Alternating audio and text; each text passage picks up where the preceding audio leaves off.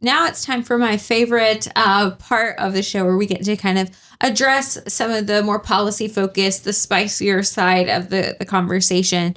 Obviously, GOA has done a lot of work when it comes to veterans' rights and the veterans' fiduciary rules. And so we're more familiar with that side of the house.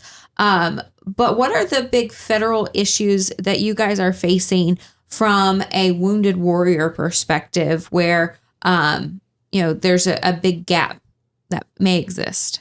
So for a while, and it's maybe relaxing a little bit with the different theaters of war that we were dealing, whether it's terrorism related or other items, the quantity, the number of people that were coming out with issues was significant. So as things have throttled back a little bit, that has started to get a little better. The volume is dropping, but the people that we serve are working whether or not it's on television.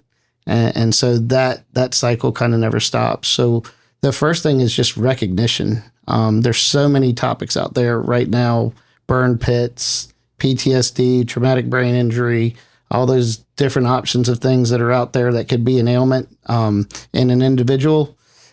Just recognition of it, taking responsibility for it at the end of the day is a big piece of it. So, and also one person can have multiple issues, So as a country, what do we need to do to fix some of these issues? And what are some of the issues you see as a nonprofit or as an organization that need to be fixed throughout the veterans coming home and all that?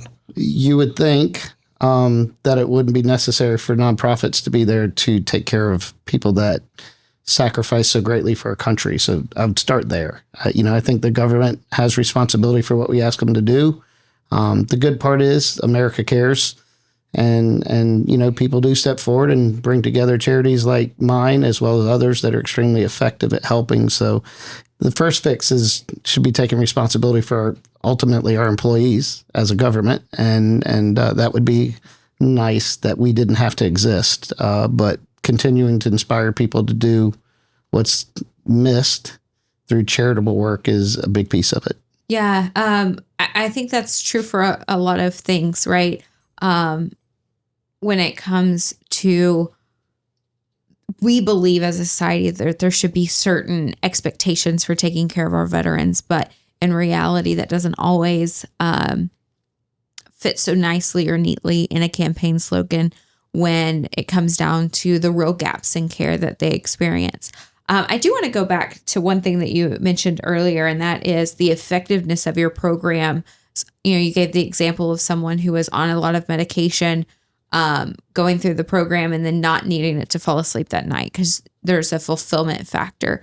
That transformation, it not only affects that person, but their family. So can you give us a little bit of a broader view of the impact moving forward once they exit these programs that you're seeing from the people who enter? Absolutely. So the dog program, for example, one of the main components and intentions of it is to give somebody purpose. That's number one. So we kind of say when you're in the military, one of the first things they do is they give you your gun. They teach you how to use it, teach you how to shoot it. And one of the last things they do on your way out the door is they take it away from you. So things that guys have felt comfortable with for years, their quick security, whether it's on the hip, whether it's over the shoulder, is gone.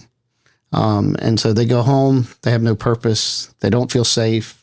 The same individual I referenced shared with me a story about how he could never go to Disney World.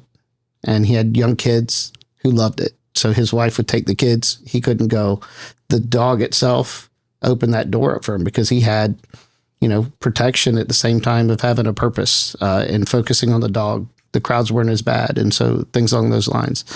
And to that, the family unit, his wife issued a beautiful testimony to us one day. And I'll never forget when she said that, the help that we gave him not only helped her in her marriage because they were having some issues because of his hostilities at times, PTSD type related, but that it would change the lives of their children, and that the argument stopped.